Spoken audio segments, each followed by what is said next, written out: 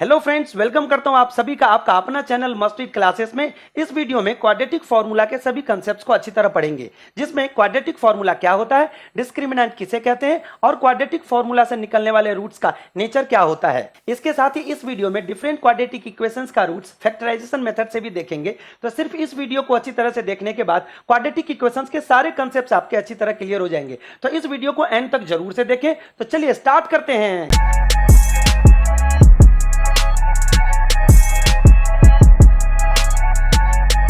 Quadratic equation के standard form को हम सभी जानते हैं, जैसे ax square plus bx plus c is equal to 0।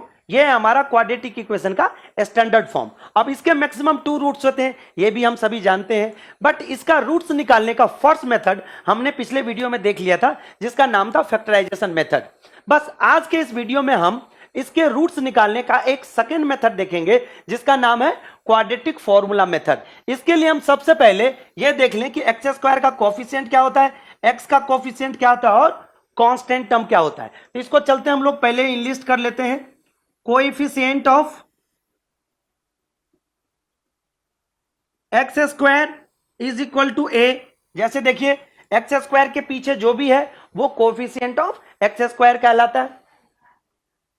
Coefficient of x क्या है, बी। आपने देख लिया कि एक्स के पीछे जो भी है हमारा कांस्टेंट टर्म। अब ये वाला मत कंसीडर कर लीजिएगा, क्योंकि ये एक्स स्क्वायर के पीछे का है। बस केवल एक्स स्क्वायर के आगे वाला और ये एक्स के पीछे वाला जो भी हमारा साइन के साथ कांस्टेंट टर्म होगा, ये हमारा कोफिशिएंट ऑफ एक्स होगा। और जिसके अंदर एक्स नहीं होगा जिस टर्म में, वो टर्म क्या होगा, हमारा कांस्टेंट टर्म। तो ये हमारा हो गया कांस्टेंट टर्म। ये बात यहां तक क्लियर है। अब जैसे हमने coefficient of x square, coefficient of x और कांस्टेंट टर्म देख लिया, अब हम चलते हैं कि इसका जो क्वाड्रेटिक इक्वेशन का जो क्वाड्रेटिक फॉर्मूला लगाकर जो रूट्स निकाला जाता है डायरेक्ट, उसका फॉर्मूला क्या होता है। तो अब यहां देखते हैं हम लोग क्वाड्रेटिक फॉर्मूला। क्वाड्रेटिक फॉर्मूला यह होता है x is equal to minus b plus minus under root b square minus 4ac by 2a। अब यदि हम इस फॉर्मूला को यूज करके इसका हम एक्स का वैल्यू निकाल ले, तो डायरेक्ट हम क्वाड्रेटिक इक्वेशन का रूट्स निकाल सकते हैं, ठीक। और इसी का नाम है क्वाड्रेटिक फॉर्मूला। अब आप एक बार ध्यान से देखिए, यहां पर यहां प्लस लिखा और ये माइनस लिखा। इसका मतलब एक बार हम प्लस यूज करके एक बार हम एक्स का वैल्यू निकालेंगे, एक बार माइनस यूज करके। तो जैसे इसको हम लोग ऐसे भी लिख सकते हैं। देखिए, एक बार एक्स का वैल्यू क्या देगा, minus b plus under root b square minus 4ac by 2a। और एक बार यहां देगा एक्स का value minus b minus under root b square minus 4ac by 2a। अब आपने एक चीज देख लिया होगा कि x का वैल्यू यहां एक बार प्लस यूज करके हम लोग निकालते हैं और एक बार x का वैल्यू बीच में हम माइनस यूज करके निकालते हैं। इस तरह से यहां भी ये इंश्योर करता है कि x का वैल्यू यहां दो अलग अलग वैल्यूज दे रहा है, ठीक। अब देखिए, इसके अंदर जो बी स्क्वायर माइनस 4ac है, ये क्या है। तो यहां लिखते हैं हम लोग where b square minus 4ac is called discriminant. यह है हमारा डिस्क्रिमिनेंट। अब ये डिस्क्रिमिनेंट क्या है, वो डिस्क्रिमिनेंट एक ऐसा वैल्यू है अंडर रूट के अंदर जो उस रूट्स का नेचर बताता है। जैसे अब इसको, ये डिस्क्रिमिनेंट है जिसको हम लोग डिनोट कैसे करते हैं, and denoted by capital D, ऐसा। तो अब अगर हम इसको बी स्क्वायर माइनस 4ac के जगह पर अगर हम डी लिख दें, तो अब देखिए क्या होता है। तो अब इसको हम लोग ऐसे भी लिख सकते हैं, x is equal to minus b plus minus under root d by 2a। तो अब आप अपने आप को खुद स्ट्रेटेजिक करिए कि या तो आप इस फॉर्मूला को रिकॉल में रखिए हमेशा, या बी स्क्वायर माइनस 4ac के जगह पर डी डालकर अपने दिमाग में और इस फॉर्मूला को हमेशा प्रैक्टिस में रखिए। दोनों एक ही चीज है, क्योंकि जब आप d निकालेंगे तो d सबसे पहले आपको बी स्क्वायर माइनस 4ac निकालने के बाद इसको हम लोग को निकालना होगा। ठीक, यहां पर तो इसको यहां पर हम ये भी बोल सकते हैं कि where d is equal to b square minus 4ac। ठीक, अब देखिए ये जो डिस्क्रिमिनेंट है, डिस्क्रिमिनेंट अंडर रूट के अंदर है। अब देखिए यही जो अंडर रूट वाला जो हमारा टर्म है उसी के प्रेजेंस से प्लस का भी वैल्यू है और माइनस का भी वैल्यू है। ठीक, और अंडर रूट एक और कंसेप्ट लेकर के आता है, वो क्या है अभी हम आपको तीन अलग अलग केस बना के देखते हैं। देखिए अगर केस 1 में कहता है कि यदि d ग्रेटर देन 0 हो तो कोई टेंशन ही नहीं है, d ग्रेटर देन 0 है तो अंडर रूट के अंदर कोई पॉजिटिव टर्म आएगा, तो चाहे वे परफेक्ट स्क्वायर हो या इम्परफेक्ट स्क्वायर हो या फ्रैक्शन में हो, उससे कोई फर्क नहीं पड़ेगा। तब क्या होता है ध्यान से समझिएगा, देन जो d जब यहां पर पॉजिटिव हो जाएगा तब जो x का वैल्यू आएगा वो आएगा, देन जो x का वैल्यू ही रूट्स होता है, देन रूट्स आर रियल तो हमेशा होगा, ओके, एंड रियल के साथ साथ ये दोनों एग्जिस्ट करेगा, प्लस वाला भी वैल्यू देगा और माइनस वाला भी वैल्यू देगा, तो दो अलग अलग वैल्यू देगा और इसको बोलते हैं रियल एंड, इसी प्लस और माइनस के एग्जिस्टेंस के चलते हम बोलते हैं रियल एंड अनइक्वल। तो इस बात को थोड़ा सा समझना है, केवल पढ़ना नहीं है, धीरे धीरे सभी टॉपिक को समझना भी है, ताकि जो मैं प्रयास कर रहा हूं आपको समझाने का वो अच्छे से आप समझ पाए। ओके, अब यहां पर देखिए, अब कहिएगा कैसे, इसको थोड़ा सा शॉर्ट में और खोलते हैं। जब d ग्रेटर देन 0 हो तो यहां पर देखिए क्या क्या x की वैल्यू आ जाएगी, x की वैल्यू इसी को मैं दोबारा यहां लिखूंगा minus b plus under root d by 2a and minus b minus under root d by 2a। तो ये दो अलग अलग वैल्यू दे दिया और इसी के चलते यहां पर ये कंडीशन लिखा है कि रूट्स तो रियल होगा ही होगा, क्योंकि अंडर रूट के अंदर डी का वैल्यू ग्रेटर देन 0 है। और अनइक्वल क्यों लिखा, अनइक्वल क्योंकि एक बार पॉजिटिव लेकर वैल्यू आएगा और एक बार एक्स का वैल्यू निगेटिव लेकर आएगा, इसीलिए यहां पर रूट्स क्या कहलाता है, रियल एंड अनइक्वल। अब चलते हैं कि अगर केस 2 में if d is equal to 0 होगा, देखिए क्या चेंजेस आ गया, अगर d ही 0 हो जाए तो यही पार्ट गायब हो गया, जिसके चलते यहां पर एक बार प्लस लिया था एक बार माइनस लिया था, अब वही गायब हो गया। तो अब क्या करेंगे यहां देखिए, देन रूट्स आर रियल तो होगा ही होगा एंड अब इस बार अनइक्वल नहीं होगा। कहिएगा ऐसा क्यों, क्योंकि अनइक्वल होने के लिए प्लस और माइनस दोनों होता तब ना, यहां पर तो डी ही 0 हो गया, तो एंड यहां पर सीधे लिख दीजिए इक्वल। ठीक, और इसके लिए सिंपली क्या लिखेंगे, x is equal to minus b upon 2a and minus b upon 2a। देखिए दोनों सेम हो गया ना, और बस समझना ही है, केवल इसमें कुछ भी याद करने की चीज नहीं है, बस एक बार आपने क्वाड्रेटिक फॉर्मूला समझ लिए अच्छे से तो इसके नेचर को भी आपने अच्छे से प्रैक्टिस करने लग जाएंगे और आगे जब भी कोई क्वेश्चन इससे आएगा तो आप अच्छी तरह कर पाएंगे इसको।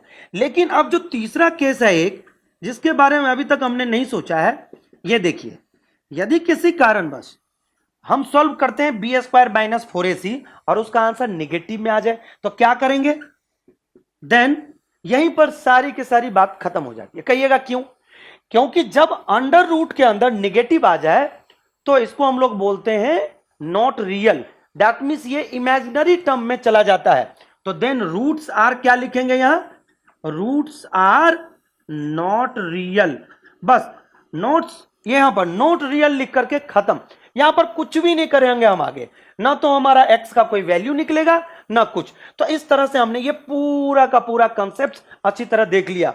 अब जहां कहीं भी आपको अगर दिक्कत आ रही हो तो आप वीडियो को पॉज कर लीजिए और एक बार फिर से रिकॉल कर लीजिए और अच्छी तरह देख लीजिए कि हमने आपको क्या क्या समझाया है।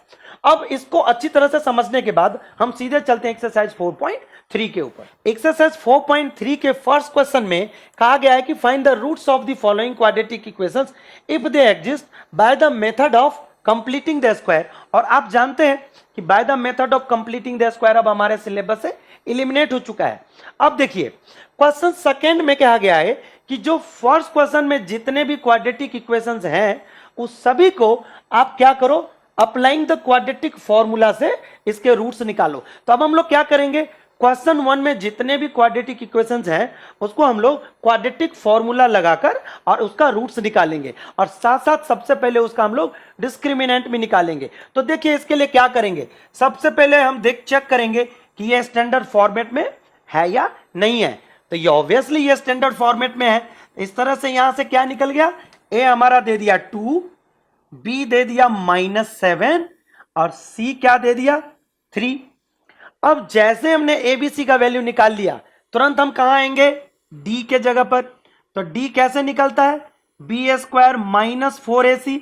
अब डालिए, बी के जगह पर कितना है, -7 होल स्क्वायर माइनस ये 4 इंटू ए के जगह पर कितना, दिस, और फाइनली सी की जगह पर हम रख देंगे 3। जैसा हम इसको सॉल्व करेंगे तो 7 7 जा 49 माइनस, और ये हो गया 24। तो जब माइनस करेंगे तो ये दे दिया 25। अब ये 25 जैसे मुझे एक फाइनल रिजल्ट पता चल गया तो ये क्या दे रहा है, ग्रेटर देन 0। अब ये बात आपको पता है कि अच्छा डी का वैल्यू ग्रेटर देन 0 है, इसका मतलब वो रूट्स रियल देगा, इसका मतलब एग्जिस्ट करता है। एग्जिस्ट केवल एक ही केस में नहीं करेगा, जब डी का वैल्यू लेस देन 0 होता। बचे हुए 2 केस हमेशा इसका रूट्स एग्जिस्ट करेगा।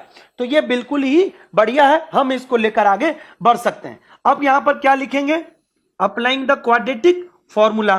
तो x is equal to -b plus minus √d/2a।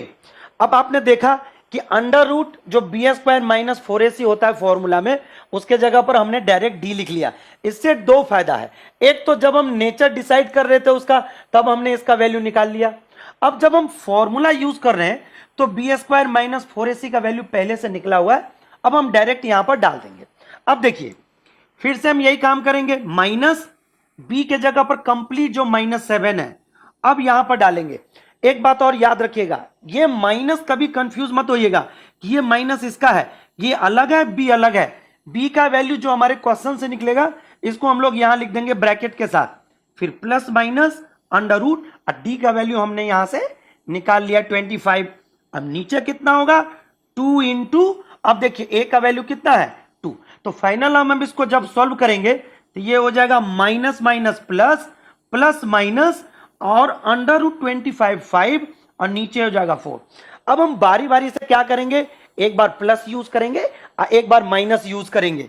तो x का वैल्यू दे दिया एक बार 7 + 5/4 एंड 7 - 5/4। अब यहां से जब वैल्यू निकलेगा तो 7 5 12, 12/4 एंड 7 - 5 2/4। तो यहां से ये पूरा का पूरा क्या वैल्यू दे दिया, x इज इक्वल टू, यहां से काटेंगे तो क्या हो जाएगा 3। तो ये आ गया 3, एंड यहां से जब कटेगा तो ये नीचे 2 आ जाएगा एंड 1/2। इस तरह से हमने फर्स्ट जो हमारा क्वाड्रेटिक इक्वेशन था उस क्वाड्रेटिक इक्वेशन का हमने यहां पर एग्जिस्टेंस भी चेक कर लिया, जो कि रियल एंड अनइक्वल देता है, और इस तरह से हमने क्वाड्रेटिक फॉर्मूला यूज करके हमने इन दोनों के रूट्स भी निकाल लिया। अब एक बार उसको क्रॉस वेरीफाई करिए, देखिए दोनों रियल है x का वैल्यू, और ये अनइक्वल है, अनइक्वल का मतलब एक 3 आ रहा है तो दूसरा कितना आ रहा है 1/2। तो इस तरह से आपने पहला क्वेश्चन के साथ साथ हमने पूरा का पूरा रिवीजन भी कर लिया। अब चलते हैं हम लोग सेकेंड क्वेश्चन पर। सेकेंड क्वेश्चन को भी जैसे हमने देखा तो लगा कि ये भी क्या है, स्टैंडर्ड फॉर्मेट में लिखा हुआ है, तो क्यों ना डायरेक्ट हम यहां से a की वैल्यू निकाल ले। a की वैल्यू 2, b की वैल्यू कितनी है +1। अब चाहे तो 1 लिख लीजिए, कोई फर्क नहीं पड़ता, तो चलिए हम 1 ही लिख देते हैं यहां, और फिर c का वैल्यू -4। हम डायरेक्ट क्या करते हैं, सबसे पहले रूट्स निकालने से पहले हम d निकालेंगे, क्योंकि d अगर लेस देन 0 हो जाता है तो हम क्वेश्चन वहीं पर रोक देंगे, तो हमारा टाइम खराब नहीं होगा। तो इसलिए सबसे पहले यहां हम लोग d निकालेंगे। d is equal to b² - 4ac, और b² कितनी है 1 का स्क्वायर, -4 इंटू a हमारा ये है, इंटू c -4 है। अब इसी को हम लोग आगे लिखते हैं 1² 1 माइनस माइनस प्लस, और 4 4 जा 16 और 2 जा 32। तो ये टोटल कितना आंसर दे दिया 33, और ये भी ग्रेटर देन 0 है। तो देखिए अब यहां पर भी क्या दे दिया, वो इसका रूट्स रियल है, दैट मीन्स ये एग्जिस्ट करता है। अब हम आगे बढ़े, यस। अब हम लोग डायरेक्ट क्या करेंगे, क्वाड्रेटिक फॉर्मूला जो जानते हैं इसमें हम लोग डी यूज करते हुए बी स्क्वायर माइनस 4ac के प्लेस पर, और हम सीधे आगे बढ़ते हैं। अब देखिए b हमारा कितना है 1, लेकिन इसके पीछे माइनस है, फिर यहां प्लस माइनस अंडर रूट 33 और अपॉन कितना 2 इंटू ए, आप जानते ही हैं कितना है 2। तो अब देखिए यहां 33 परफेक्ट स्क्वायर नहीं है, यहां पर तो 25 परफेक्ट स्क्वायर था, तो इसीलिए हमने 5 लिख दिया। अब 33 का आप क्या करेंगे, कुछ भी नहीं करेंगे, तो 33 एज इट इज रहेगा। अब हाँ, कभी कभार अगर वो सिंप्लीफाइड हो जाता तो हम लिख लेते, लेकिन यहां 33 कुछ भी नहीं हो सकता उसका, तो वो 33 एज इट इज रहेगा। बस केवल इसको हम लोग क्या करेंगे, एक बार प्लस और एक बार माइनस करके इसका फाइनल आंसर निकालेंगे। तो देखिए ये क्या दे दिया, ये दे दिया -1 plus under root 33/4 and -1 minus under root 33/4। तो इस तरह से हमने ये देख लिया कि इस क्वाड्रेटिक इक्वेशन का भी दो रियल रूट देता है और अनइक्वल देता है। तो अब हम लोग चलते हैं थर्ड और फोर्थ पार्ट पर। थर्ड क्वाड्रेटिक इक्वेशन को देखने से ये पता चलता है कि ये स्टैंडर्ड फॉर्मेट में है, तो यहां से डायरेक्ट हम लोग क्या करेंगे, ए की वैल्यू निकाल लेंगे, बी की वैल्यू निकाल लेंगे और सी की वैल्यू निकाल लेंगे।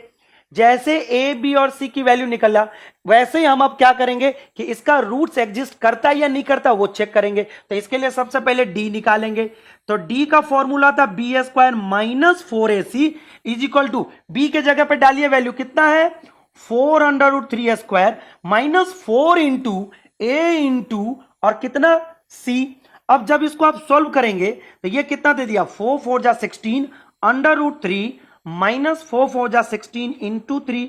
जब इसको पूरा मल्टीप्लाई करेंगे तो 48 माइनस 48 इज इक्वल टू 0 दे दिया।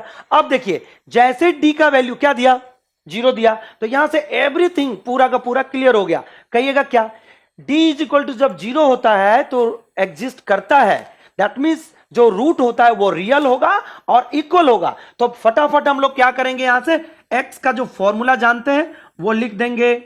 तो ये दे दिया minus b plus minus under root d upon 2a, डालिए वैल्यू, माइनस है बी के जगह पर क्या करेंगे 4 under root 3 plus minus under root 0 और अपॉन 2 इंटू ए के जगह पर वैल्यू 4 है। अब यहां से क्या करेंगे, देखिए -4 अंडर रूट 3 अपॉन 2 इंटू 4, 4 4 यहां कट जाएगा, तो जो फाइनल आंसर आया वो आया हमारा -3/2। तो इसको हम दो बार लिख देंगे, x is equal to minus under root 3/2 and minus under root 3/2। तो इस तरह से आपको यह बात पहले से क्लियर था कि जब d 0 के बराबर होता है तो रियल रूट देता है और वो दोनों इक्वल होता है। तो इसीलिए हमने x का value minus under root 3/2 and minus under root 3/2। आपका मर्जी हो तो केवल x का वैल्यू माइनस अंडर रूट 3/2 भी लिख सकते हैं, इसमें कोई दिक्कत नहीं है। अब हम लोग चलते हैं फोर्थ पार्ट पर। इस फोर्थ पार्ट को भी एक बार ध्यान से देखिए, ये भी क्या है स्टैंडर्ड फॉर्मेट में है, तो मुझे इसमें कहीं पर भी कोई भी ऑल्टरेशन करने की जरूरत नहीं पड़ा। अब फिर से वही काम करेंगे, a की वैल्यू यहां से निकालिए, 2 दे दिया, b की वैल्यू कितनी है 1 और c की वैल्यू कितनी 4।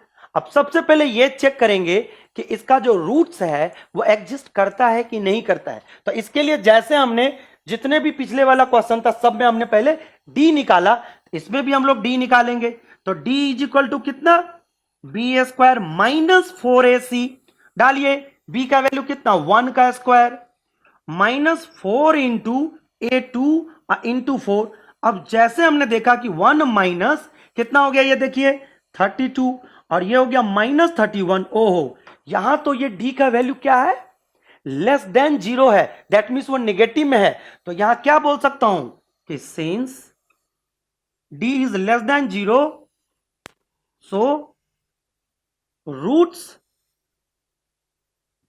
Does not exist. ठीक, तो यहां से हम लोग ये पूरा का पूरा फर्स्ट पार्ट के साथ साथ इसका फर्स्ट क्वेश्चन के साथ साथ सेकेंड क्वेश्चन भी देख लिए। तो अब चलते हैं हम लोग थर्ड नंबर क्वेश्चन पर।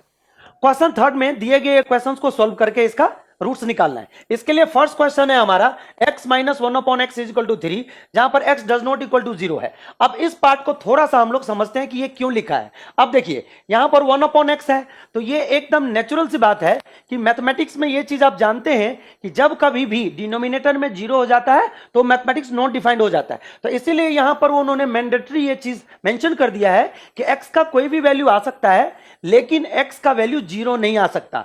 तो ये वैल्यू को हम लोग कंसीडर करते हुए आगे बढ़ते हैं, और इसमें सबसे जो हमारा पहला स्टेप है वो ये है कि सबसे पहले हम क्या करेंगे, इसको एलसीएम ले लेंगे। अब इसके नीचे क्या है, 1 है, तो देखिए x अपॉन 1 माइनस 1/x, तो एलसीएम x आया, और एलसीएम x आने के बाद ये x सीधे चला जाएगा यहां पर, तो ये हो जाएगा एक्स स्क्वायर, और यहां पर ये दोनों सेम है तो यहां पर कोई भी चेंजेस नहीं आएगा, इज इक्वल टू 3। और एक काम करते हैं, 3 को भी हम क्या करते हैं 3/1 लिख देते हैं। अब हम क्रॉस मल्टीप्लाई करेंगे, तो क्रॉस मल्टीप्लाई से क्या होगा, एक्स स्क्वायर माइनस 1 और इज इक्वल टू 3 को x से करेंगे तो 3x। अब क्या करेंगे हम लोग, रीअरेंज करते हुए हमारा टारगेट ये रहेगा कि जो क्वाड्रेटिक इक्वेशन बन रहा है वो हमारा स्टैंडर्ड फॉर्मेट में हो। तो हम क्या करेंगे, ये देखिए x square as it is लिखेंगे और 3x को शिफ्ट कर लेंगे हम लोग किधर, लेफ्ट हैंड साइड। तो लेफ्ट हैंड साइड में पहले हम इसको लिख लिया, ये प्लस से माइनस हो गया, फिर कांस्टेंट टर्म हमने लास्ट में लिख लिया, i इज इक्वल टू 0 डाल दिया। इस तरह से ये पूरा का पूरा इक्वेशन क्वाड्रेटिक इक्वेशन में कन्वर्ट हो गया और साथ साथ वो स्टैंडर्ड फॉर्मेट में भी आ गया। अब देखिए इसके बाद कह रहे हैं कि इसका रूट्स निकालो, तो रूट्स निकालने के लिए हम वही मेथड जो अभी हमने पिछले वाले पार्ट में किया था कि रूट्स निकालने से पहले ये देख ले कि ये एग्जिस्ट करता है या नहीं करता। तो हम सबसे पहले क्या करेंगे, डी निकालेंगे, तो डी के लिए बी स्क्वायर माइनस 4ac। अब जैसे ही बी स्क्वायर माइनस 4ac है तुरंत हम यहां से क्या करेंगे, ए निकालेंगे जो हमारा एक्स स्क्वायर का कोफिशिएंट देता है, बी निकालेंगे जो मेरा एक्स का कोफिशिएंट देता है, साइन के साथ लिखना है हमेशा, और जो कांस्टेंट टर्म है वो -1 है। अब जैसे हमने इसमें देखा कि बी स्क्वायर माइनस 4ac है, डालिए वैल्यू, तो बी स्क्वायर कितना, -3 का स्क्वायर -4 इंटू ए हमारा ये है 80 -1 है, एकदम बिल्कुल अच्छे से देखेंगे तो ये 9, और ये आ गया कितना, माइनस माइनस प्लस 4, तो ये फाइनल हमारा कितना दे दिया 13। तो 13 हमारा क्या है, 0 से ग्रेटर है, तो इसका मतलब ये एग्जिस्ट करता है, और साथ साथ कितने रूट्स देगा, 2 रियल रूट्स देगा, और दोनों अनइक्वल होगा। दैट मींस जब d is greater than 0 then real root और क्या, अनइक्वल। तो अब इसके बिहार पर हम डायरेक्ट क्या करेंगे, यहां से x का हम लोग यहां से वैल्यू निकालते हैं by using the quadratic formula. तो अब यहां से क्या करेंगे, x यहां पर यहां डालेंगे minus b plus minus under root b square minus 4ac by 2a। अब देखिए एक बात और, हमने यहां क्वाड्रेटिक फॉर्मूला यूज किया है, लेकिन इस क्वेश्चन में कहीं यह नहीं लिखा है कि आप इस पूरे के पूरे जो क्वाड्रेटिक इक्वेशन बना है इसका रूट्स आप क्वाड्रेटिक फॉर्मूला यूज करके लिखें।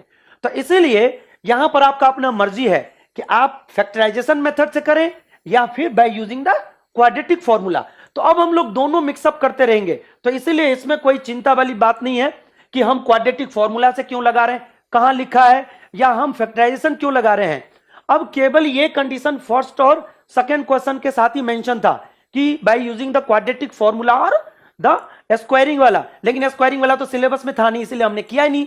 अब यहां पर ऐसा कुछ भी नहीं लिखा है, तो बस ये बात आपको समझना बेहद ही जरूरी था।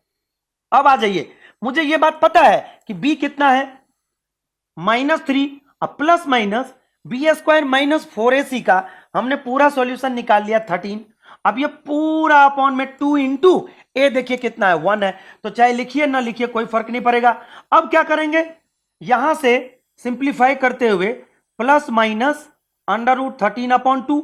अब x का वैल्यू यहां से 2 दे देगा, एक बार हम यहां से प्लस यूज कर लेंगे और एक बार हम माइनस यूज कर लेंगे, तो ये हो गया 3 प्लस अंडर रूट 13/2 और एंड 3 माइनस अंडर रूट 13/2। तो इस तरह से यहां से हमने 2 वैल्यूज निकाल लिया। अब हम लोग चलते हैं सेकेंड नंबर क्वेश्चन पर। इस पार्ट में कह रहा है कि 1 upon x plus 4 minus 1 upon x minus 7 is equal to 11 upon 30। और साथ में देखिए कंडीशन क्या दे रखा है, एक्स इज इक्वल टू -4 नहीं होना चाहिए और 7 भी नहीं होना चाहिए। दैट मीन्स कि यदि ये दोनों वैल्यू किसी कारणवश यहां आ जाए तो देखिए क्या होगा, यहां पर -4 डाल के देखिए ये 0, यहां पर 7 डाल के देखिए ये 0। इसका मतलब ये दोनों वैल्यू ही इस क्वेश्चन को नॉट डिफाइंड के केस में ले जाके खड़ा कर देता है। तो इसका मतलब जब कभी भी इस क्वेश्चन को सॉल्व करेंगे तो x का वैल्यू ये दोनों कभी भी एक्सेप्टेबल नहीं होगा। अब इस बात को ध्यान में रखते हुए हम इस क्वेश्चन को सॉल्व करते हैं। क्वेश्चन सॉल्व करने का हमारा मेथड भी वही होगा जो हमने पिछले क्वेश्चन में किया था। अब देखिए सबसे पहले क्या करेंगे, इसमें यही दोनों डिनोमिनेटर वाले को हम एलसीएम ले लेंगे, और जैसे एलसीएम ले लिया तो चूंकि ये दोनों को हमने मल्टीप्लाई करके एलसीएम लिया है, इसीलिए जब बारी बारी से डिवाइड करेंगे तो ये कट जाएगा, जो बैलेंस बचता है उसके न्यूमरेटर से मल्टीप्लाई हो जाता है। यही सिंपल मेथड है। तो हम लोग क्या करेंगे, यहां माइनस, यहां पर x माइनस 7 और यहां सिमिलरली x प्लस 4 चला जाएगा इधर, और यहां पर 11 अपॉन 30। अब जैसे हम पर ब्रैकेट खोलते हैं तो देखिए ब्रैकेट खोलेंगे तो ये x minus 7 minus x minus 4, और नीचे जैसे कि अभी हमने आपको बताया था जब हम पॉलिनोमियल का वीडियो बनाया था आपके लिए, तो वहां पर हमने बहुत ही अच्छे से बताया था कि जब x प्लस ए और x प्लस बी वाला अगर कोई भी फॉर्मेट दिखे तो इसको डायरेक्ट आप आंसर निकाल सकते हैं। कैसे, ये देखिए पहले इन दोनों को मल्टीप्लाई करके लिख दीजिए एक्स स्क्वायर, जो कि हमेशा होता है। फिर बचे हुए ये जो हमारा कांस्टेंट है ना दोनों, उसको प्लस और माइनस करिए, कितना दे रहा है -3, तो -3 के साथ x डाल दीजिए, और फिर उन्हीं दोनों टर्म को मल्टीप्लाई करके लिख दीजिए। बस आपको ये याद रखना पड़ेगा ताकि आपका कैलकुलेशन थोड़ा सा फास्ट हो जाए, ठीक, मिस्टेक कम हो। अब चलिए जैसे ही हमने देख लिया, आगे भी क्या करेंगे, 11 अपॉन 30। अब देखिए ये दोनों कट गया और ऊपर कितना दे दिया, -11, और नीचे कितना, x square minus 3x minus 28 is equal to 11 upon 30। साथ में आपने देखा कि इज इक्वल टू था, यहां पर ऊपर भी 11 और इधर भी ऊपर 11। अगर होल टर्म ऊपर से कोई कट रहा है या फैक्टर भी कट रहा है तो हम ऊपर ऊपर काट सकते हैं जब बीच में इज इक्वल टू हो। इससे क्या होगा, हमारा कैलकुलेशन थोड़ा सा सिंप्लीफाइड मोड में आ जाएगा, मुझे कैलकुलेशन ज्यादा डिफिकल्ट नहीं करना पड़ेगा। ठीक, अब देखिए अब बचा क्या, आगे हम लोग फिर क्रॉस मल्टीप्लाई कर देंगे। तो क्रॉस मल्टीप्लाई करते करते मुझे यह भी ध्यान में रखना है कि एक्स स्क्वायर वाला जो टर्म है उसमें पॉजिटिव हो, तो इसीलिए हम सबसे पहले इसको हम रखते हैं इधर, x square minus 3x minus 28 is equal to, देखिए इधर माइनस बच गया तो -30 के साथ मल्टीप्लाई करके ये -30 हो गया। अब -30 को हम क्या करेंगे, इसको राइट साइड से हम क्या करेंगे, लेफ्ट साइड शिफ्ट कर देंगे। तो जैसे लेफ्ट साइड शिफ्ट करेंगे तो ये हमारा पूरा का पूरा स्टैंडर्ड फॉर्मेट में आ गया। देखिए -30 इधर आएगा तो +30 और -28 आपका इंतजार कर रहा है, तो वो कैंसल आउट होके प्लस क्या दे देगा, 2। तो ये हम क्या करेंगे, +2 इज इक्वल टू 0 यहां। अब ये एग्जैक्ट क्या हो गया, स्टैंडर्ड फॉर्मेट में आ गया। तो यहां से हम आगे ही क्या करते हैं, ए की वैल्यू निकाल लें 1, बी की वैल्यू कितना -3 और सी की वैल्यू कितना 2। इस तरह से ए बी सी की वैल्यू जैसे ही निकाला, हम यहां पर एक बार साथ साथ ये भी चेक कर लेते हैं कि इसका डिस्क्रिमिनांट ग्रेटर देन 0 है या इज इक्वल टू 0 है या लेस देन 0 है। क्योंकि यहां अगर मैं इसको सेटिस्फाई कर लेता हूं, एग्जिस्टेंस चेक कर लेता हूं, तो आगे मुझे रूट्स निकालने में थोड़ा सा सहूलियत होता है। तो क्या करेंगे, बी स्क्वायर माइनस 4ac डालिए, बी स्क्वायर कितना है -3, तो -3 का स्क्वायर 9 और माइनस देखिए 4 इंटू 1 इंटू 2, तो 4 2 8 हो गया। तो ये हम सीधे या तो 2 लिख दीजिए, तो कितना हो गया 9 minus 8 is equal to 1 which is greater than 0। तो ये बिल्कुल ही बढ़िया और ये एग्जिस्ट कर रहा है उसका रूट्स। अब हम डायरेक्ट क्या करेंगे, क्वाड्रेटिक फॉर्मूला यूज कर लेंगे, -b plus minus √d upon 2a। अब कभी आप d यूज कर लीजिए, कभी B square minus 4ac, value तो दोनों का ही पता है, एक ही बात है दोनों। तो हम यहां पर डायरेक्ट d के जगह पे 1 डाल देंगे, और यहां पर जो b है यहां पर क्या करेंगे, देखिए b हमारा -3 है तो ये डाल दिया, प्लस माइनस √1 अपॉन 2 इंटू 1। तो इसको बारी बारी से क्या करेंगे, देखिए x इज इक्वल टू ये आ गया 3 प्लस माइनस 1 अपॉन 2। अब यहां से क्या करेंगे, एक बार हम प्लस यूज करेंगे, एक बार माइनस यूज करेंगे। तो यहां से आ गया x is equal to 3 plus 1/2 and 3 minus 1/2। और यहां से अब x का वैल्यू फाइनली क्या दे रहा है, ये देखिए x का वैल्यू दे रहा है 3 + 1 4/2, तो ये दे दिया 2, एंड 3 - 1 2/2, तो ये 1। इस तरह से हमने सेकेंड पार्ट का भी सॉल्यूशन निकाल लिया और इसका रूट्स क्या निकला 2 और 1, जो कि -4 और 7 के जैसा नहीं है। तो ये पूरा का पूरा मेरा वैल्यू एग्जिस्ट करता है और यही मेरा फाइनल आंसर है। तो अब हम चलते हैं नेक्स्ट पार्ट पर। क्वेश्चन 4 है कि the sum of the reciprocals of Rahman's is in years 3 years ago and 5 years from now is 1/3, then find his percentage। इसका मतलब यह है कि सबसे पहले इस पॉइंट को पकड़िए। यहां लिखा है कि रहमान्स का परसेंटेज आपको फाइंड आउट करना है। ठीक है, मुझे एक बात समझ में आ गया कि रहमान्स के परसेंटेज फाइंड आउट करना है। आगे हम देखते हैं कि लिखा है कि जब रहमान्स के परसेंटेज से जब हम 3 years पहले जाते हैं और रहमान्स के परसेंटेज से जब हम 5 years आगे जाते हैं और दोनों का जब रेसिप्रोकल करते हैं तब इसका सम कितना होता है 1/3। इसका मतलब मुझे दोनों तरफ से एकदम स्ट्रॉन्ग पॉइंट एकदम मिल गया कि जब तक रहमान्स के एज को जो परसेंटेज है इसको सपोज नहीं करेंगे तब तक इसमें से कोई भी कंडीशन एस्टैब्लिश नहीं होगा। तो उस अल्जेब्रिकली उसको प्रेजेंट करने के लिए सबसे पहले मुझे रहमान्स के एज को क्या करना पड़ेगा, सपोज करना पड़ेगा। तो लिखते हैं let Rahman's present age B x years। अब जैसे ही रहमान्स के प्रेजेंट एज को हमने सपोज कर लिया, अब मुझे दो अलग अलग टाइमिंग में जाकर के इसके एज को डिसाइड करना पड़ेगा। एक क्या कह रहे 3 years अगो, तो लिखते हैं यहां से हिज एज 3 years अगो। तो कितना हो जाएगा, सिंपल सी बात है, आज रहमान्स x years का है तो 3 साल पहले वो x - 3 years का होगा। 3 years हम इसमें से माइनस कर देंगे तो ये हो जाएगा x - 3 years। अगला वाला पॉइंट देखिए, एंड 5 years फ्रॉम नाउ, तो इसका मतलब फिर से क्या करेंगे, his age 5 years from now, तो ये हो जाएगा x + 5। तो ये जो भी इसमें कंडीशन दे रखा था वो हमने निकाल लिया। अब इन दोनों कंडीशन को देखिए, अब जो रहमान्स का परसेंटेज है उसका कोई यूज नहीं है। कहेगा क्यों, क्योंकि इसमें क्लियर लिखा हुआ है कि जब रहमान्स के एज में जैसे हम 3 years कम कर देते हैं तो उसका रेसिप्रोकल, और जब रहमान्स के प्रेजेंट एज में जब 5 years ऐड कर देते हैं तब उसका रेसिप्रोकल, जब दोनों को ऐड करते हैं तो वो 1/3 देता है।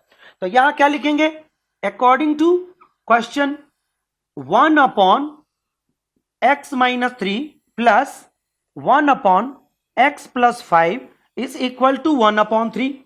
अब बस हो गया, इस पूरे क्वेश्चन का जो मैथमेटिकल फॉर्म था वो हमने यहां पर इसको रिप्रेजेंट कर दिया। अब इसके आगे का काम आप भी जानते हैं और इसको अच्छी तरह से हमने पिछले वाले सेक्शन में किया भी है। तो अब देखिए, नीचे दोनों जो डिनोमिनेटर है तो सिंप्लीफाई करने के लिए क्या करेंगे, दोनों को हम नीचे एलसीएम लेने के लिए दोनों को मल्टीप्लाई कर दिया। जैसे मल्टीप्लाई किया तो ये इसमें प्रेजेंट है तो ये चला जाएगा इधर, तो ये हो जाएगा x + 5।